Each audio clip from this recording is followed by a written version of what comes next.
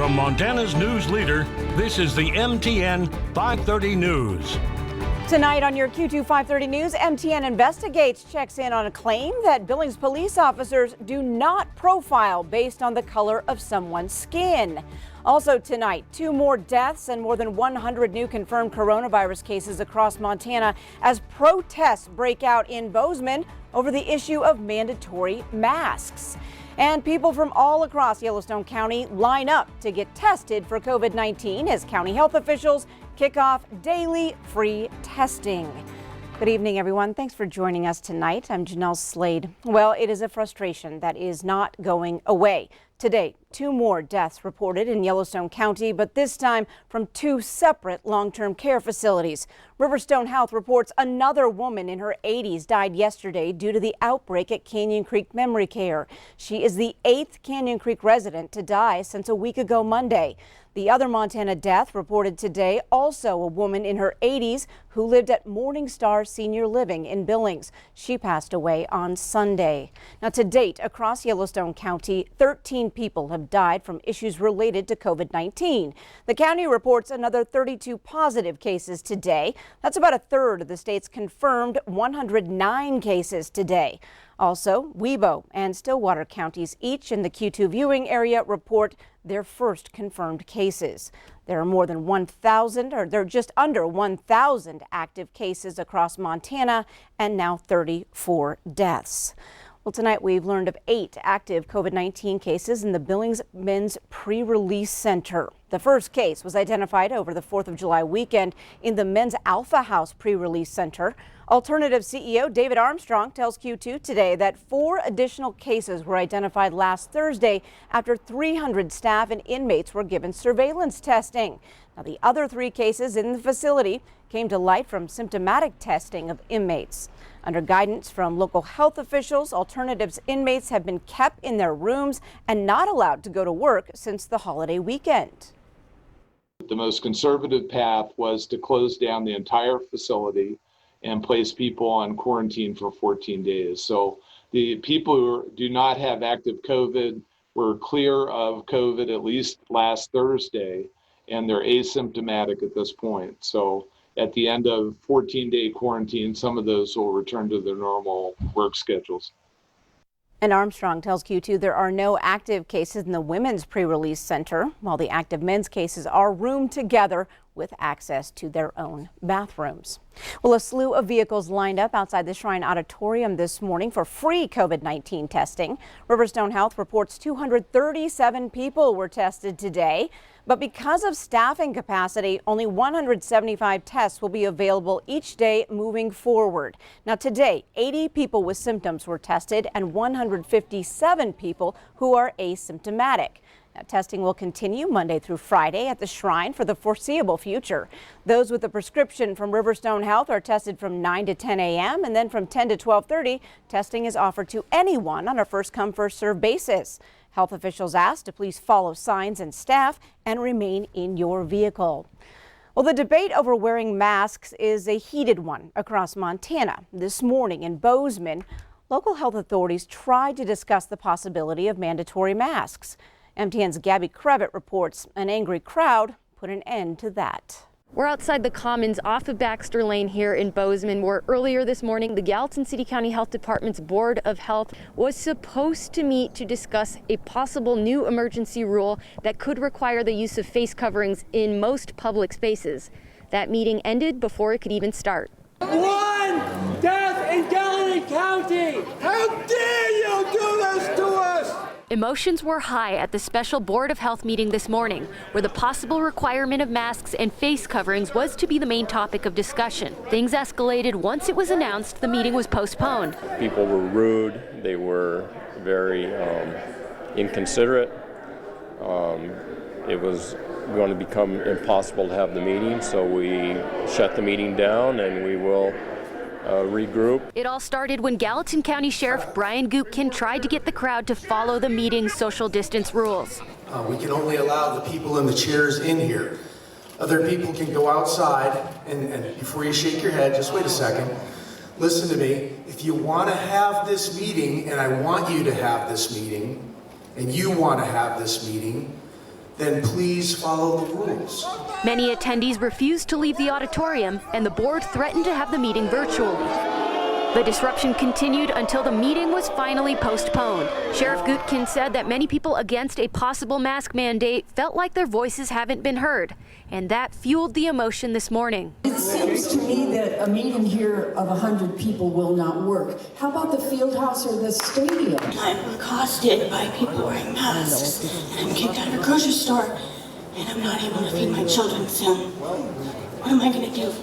I think there's people that are scared to death of this virus, and there's people that are scared to death of losing what they believe are their freedoms and their liberties under the Constitution. We have to understand that fear is fear and emotion is emotion. It doesn't matter which side you're on, and that we have to control that and be respectful, and then we can have the conversation. In Gallatin County, Gabby Crevitt, MTN News. Thanks, Gabby. Now that meeting is now scheduled for 7 o'clock Friday morning and will be virtual only. We will have more details on the possible Gallatin County mask mandate tonight at 10 o'clock. Well, after the mayor called an emergency meeting in Whitefish this morning, the city council voted to unanimously require face masks in all indoor public settings. Fines could be up to $300 for the first offense and up to $500 for a second. Masks are now required in Whitefish as well as Missoula and Bighorn counties. Well, as calls take place across our nation to defund police forces over use of force incidents, tonight we check up on a claim made by Billings Police that race-based policing does not happen in Billings. Tonight, the department opens up by releasing data to back up its claim. Here's MTN Chief Investigative Reporter Andrea Lutz. No justice! As protests erupt across the nation demanding justice for Black lives, in Billings, a similar sight just weeks ago. You know, they're there to express their freedom of speech, and we were there to protect it, regardless of how it made them feel or us feel. Police officers across the country are taking part in a delicate dance, as cameras nowadays are always rolling. You gonna let him keep his hand on his neck, bro?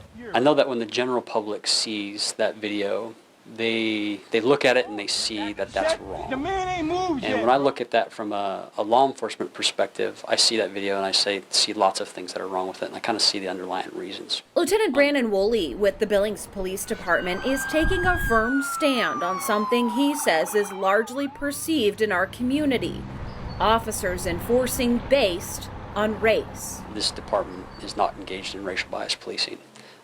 We are not consistently using excessive force in any group or category.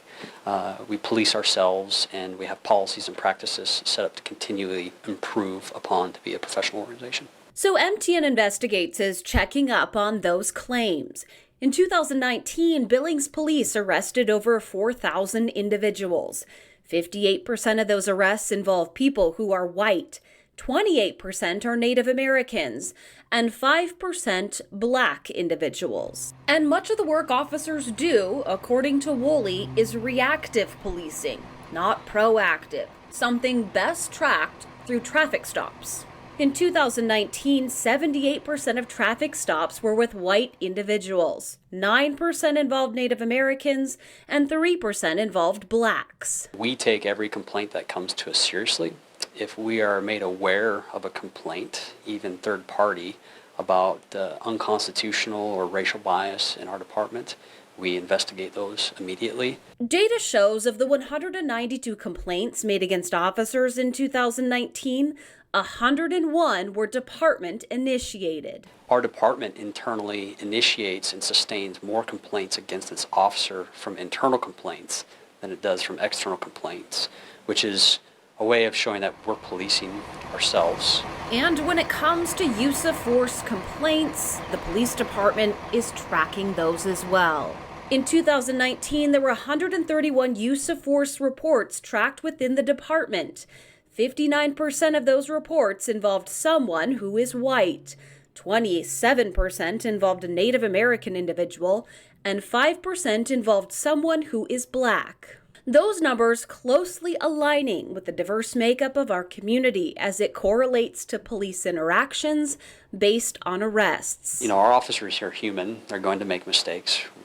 We've made mistakes in the past, And as much as we want to say that we're going to be perfect and that never happen again, it's likely that we're going to make mistakes again in the future. Billings Police does an official review of its code of conduct every year. It was most recently done in May.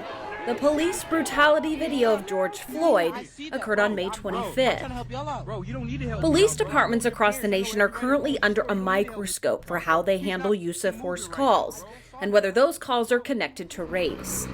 Billings is no different. Racial bias policing is absolutely not allowed. One, it's illegal, and it's not allowed in our department.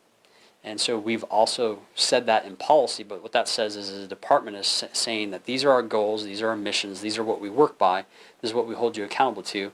And in multiple different areas we talk about bias-based policing is not allowed. It's not tolerated by the department. The department's not required by law to track these numbers. Woolley says they do it anyway.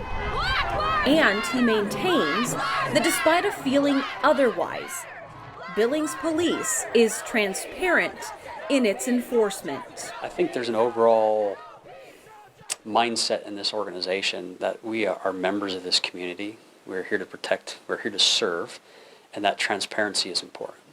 I did ask the police department about the use of chokeholds. They say they don't use them. In fact, they're not in policy and they're not authorized for officers to use. But that being said, a chokehold or a vascular neck restraint is not prohibited either, meaning if the officer feels he needs to use it, then he'll use it. In Billings, Andrea Lutz, MTN Investigates. All right, thanks so much, Andrea. And Billings Police also tell Andrea that years ago, the department adopted the 8 can't wait use of force policies. Those include things like intervention, the ban on shooting at moving vehicles, warning people before shooting, and comprehensive reporting. Up next on tonight's Q2 530 News, Montana Fair is just weeks away. We'll break down some of the changes you'll be seeing. Plus, in Health Watch, are you looking for a stylish mask? Well, you're in luck. We'll let you know where you can pick one up. And coming up in weather, got a few scattered rain showers in eastern Montana, but as they move, we're going to be kind of quiet for a few days. How long will it last? Well, we'll have the answer coming up in just a few more minutes.